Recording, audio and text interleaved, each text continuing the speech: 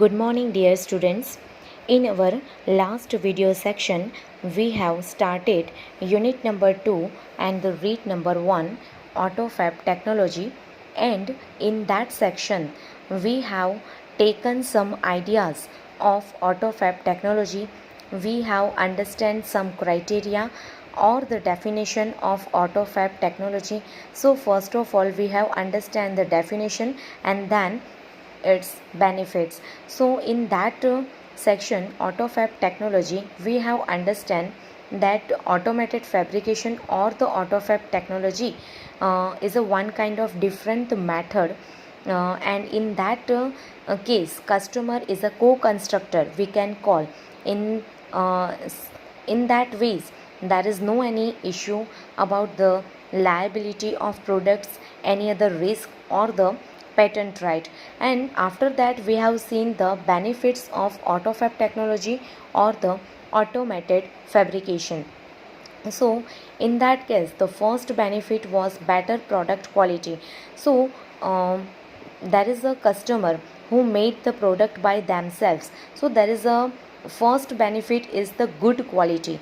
So ક્વોલિટીની મેટરમાં કોઈ problem ન આવી શકે. And the second one benefit is the durability of product in the comparison of the another product. So that kind of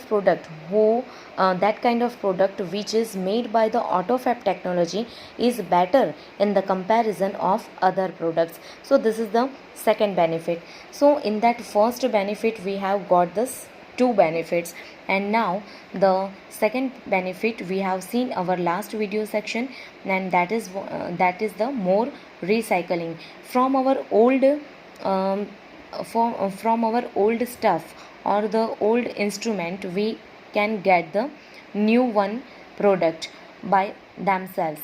So in that case there is no any issue or the problem of the environmental pollution. So this is also called the very fine and the newest benefit for the environment. Now the third one benefit is the return of the village craft worker. So today we are going to learn the third benefit. Dear students, I have underlined the words and I have cleared the Gujarati meaning of it for your better understanding. So just focus on it, and let's start with the third benefit of the unit number 2, read number 1, AutoFab technology, on the page number 17. The return of the village craft worker. It means કે કારીગરોનું ગામડાની અંદરથી પરત ફરવું.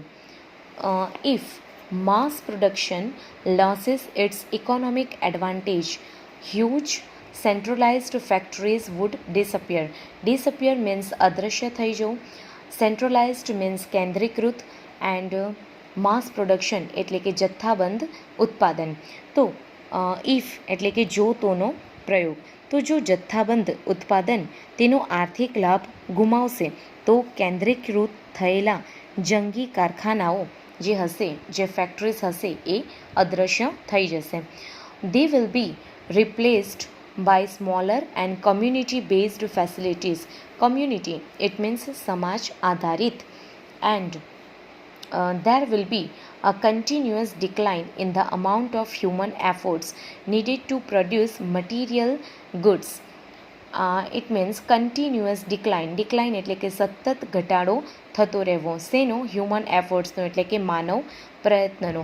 તો સૌપ્રથમ સમજીએ આપણે કે જો જથ્થાબંધ ઉત્પાદન તેનો આર્થિક લાભ ગુમાવશે તો કેન્દ્રીકૃત થયેલા જંગી કારખાના હશે એ અદૃશ્ય થઈ જશે અને તેમનું સ્થાન સ્મોલર એટલે કે નાના નાના અને સમાજ આધારિત સગવડતાઓ લઈ લેશે.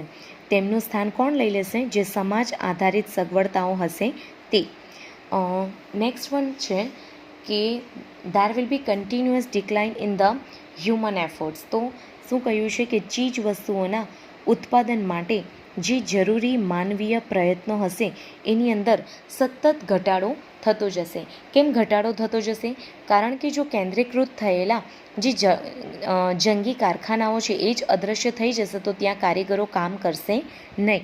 તો એટલા માટે ત્યાં માનવીય પ્રયત્નમાં સતત ઘટાડો થઈ જશે. Now next one, then the customers may be served better by a local owner and operator of a manufacturing shop. Okay, operator એટલે કે સંચાલક જે માલિક હોય છે તે, અને લોકલ ઓનર એટલે કે સ્થાનિક માલિક. ઓકે, શું કહેવામાં આવ્યું છે કે દેન ધ કસ્ટમર્સ મે બી એટલે કે એક સ્થાનિક ઉત્પાદિત ચીજ વસ્તુઓની દુકાન ચલાવનાર અને દુકાનના માલિક તરફથી ગ્રાહકોને વધારે સારી સેવાઓ મળી શકશે, એટલે કે વધારે સારી સર્વિસ એમને મળી શકશે. કોના દ્વારા? જે માત્ર એક સિંગલ દુકાન ચલાવતો હોય અથવા તો સ્થાનિક ચીજવસ્તુઓનું ઉત્પાદન જાતે કરતો હોય તેના તરફથી વધારે સારી રીતે સગવડો પ્રાપ્ત થઈ શકશે.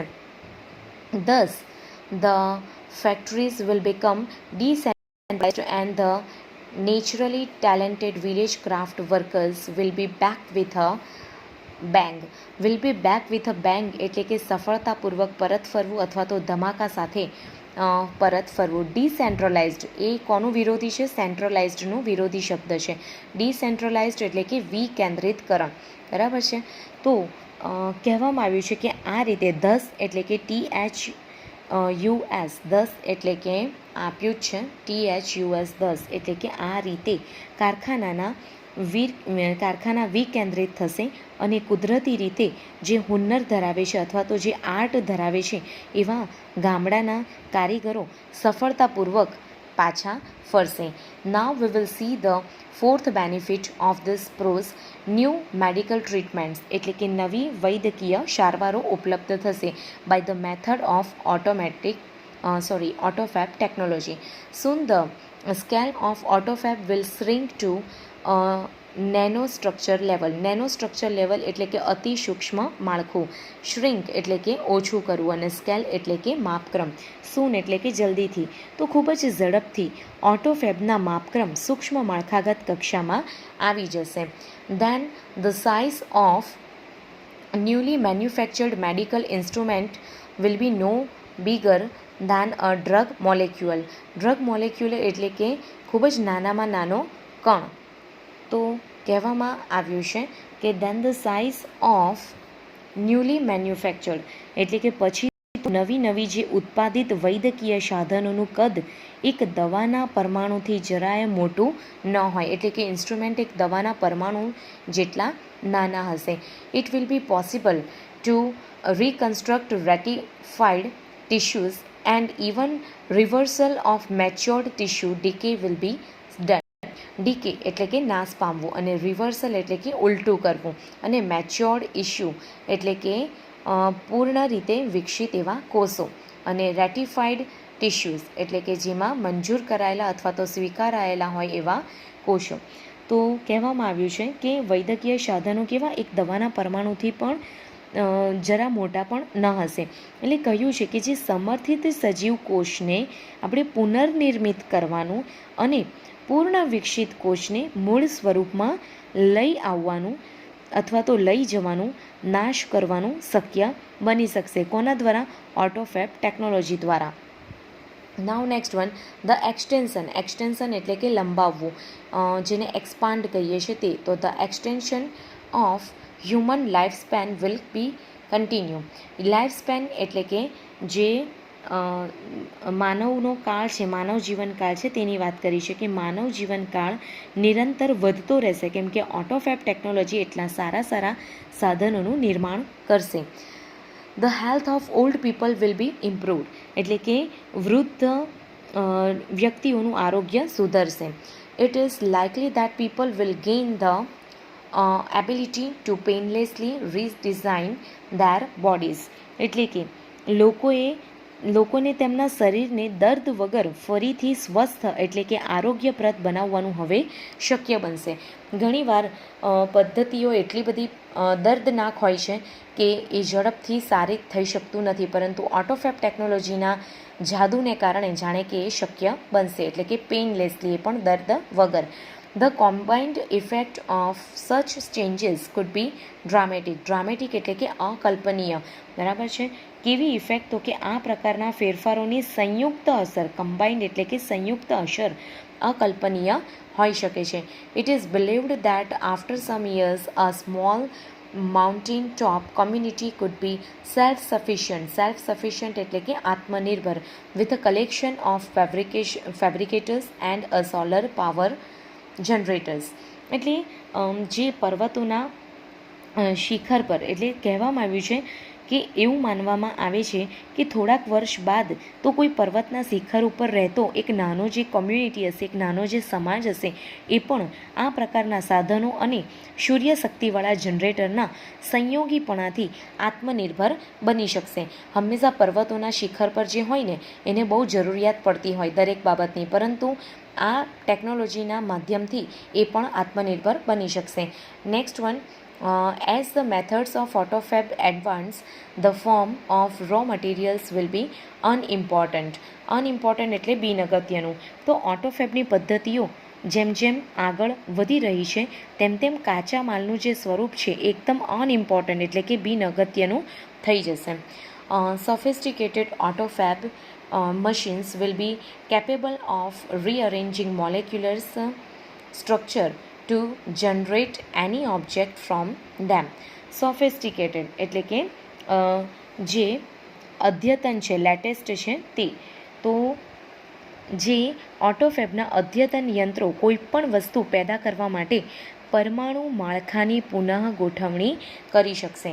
આમ પુનઃ ગોઠવણી કરવી અઘરી છે, પરંતુ ઓટોફેબના માધ્યમથી સારી રીતે કરી શકીશું. Now next one, plastic milk jugs and the last night's punctured car tube could be molecularly rearranged to get a new table lamp. Okay, એટલે કે દૂધના પ્લાસ્ટિકના જગ અને ગઈકાલે રાત્રે જે પંચર થયેલી કારની ટ્યુબના પરમાણુ માળખાની પુનઃ ગોઠવણી કરીને એક નવો ટેબલ લેમ્પ બનાવી શકશે. એટલે કોઈકના પાર્ટ્સ કોઈકની અંદર ઉપયોગમાં આવી શકે છે, પરંતુ આપણે શું વિચારીએ છીએ કે આ આખી જ વસ્તુ યુઝલેસ છે એટલે આપણે એને ફેંકી દઈએ છીએ, પરંતુ એ રિસાયકલિંગ પણ થઈ શકે છે. This is called the autofab benefit. Now the next one, highly improved AutoFab technology will perhaps be able to meet all our material desires. Material desires એટલે કે ભૌતિક ઈચ્છાઓ. તો ઊંચા દરે સુધારેલ ઓટોફેબ ટેકનિક એ આપણી તમામ ભૌતિક ઈચ્છાઓની પૂર્તિ કરી શકશે. The freedom resulting from this achievement will bring about golden age of art, music and scientific discovery. બહુ જ સરસ વાત કીધી છે. આ તો સૌથી મોટામાં મોટો ફાયદો છે ઓટોફેબ ટેકનોલોજીનો, કે આ સિદ્ધિથી પરિણમનારી જે મુક્તિ એ કલા, સંગીત તેમજ વૈજ્ઞાનિક શોધખોળો માટે સુવર્ણ યુગ લાવશે. કોના માટે લાવશે? કલા, સંગીત અને વૈજ્ઞાનિક શોધખોળો માટે સુવર્ણ યુગ લાવશે. But the open question is whether people want such freedom and will rejoice in it. Okay, એટલે પણ મોટામાં મોટો સાફ પ્રશ્ન એ છે કે શું લોકોને આ મુક્તિ જોઈએ છે અને તેમાં આનંદ મેળવશે કે કેમ? It is often found that the greatest satisfaction comes not from getting what one wants but from working four it. બહુ સરસ વાક્ય કીધું છે. જ્યારે પણ આપણે કોઈક વસ્તુ માટેની મહેચ્છા રાખીએ છીએ, તરસતા હોઈએ છીએ, ત્યારે આપણા મનની અંદર જે પ્રયત્ન કરી રહ્યા હોય છે ફિઝિકલી ઓર મેન્ટલી, તો એ પ્રયત્નની અંદરથી આપણને હેપીનેસ મળે છે, નહીં કે એ વસ્તુને ગેટ બેક મેળવ્યા પછી.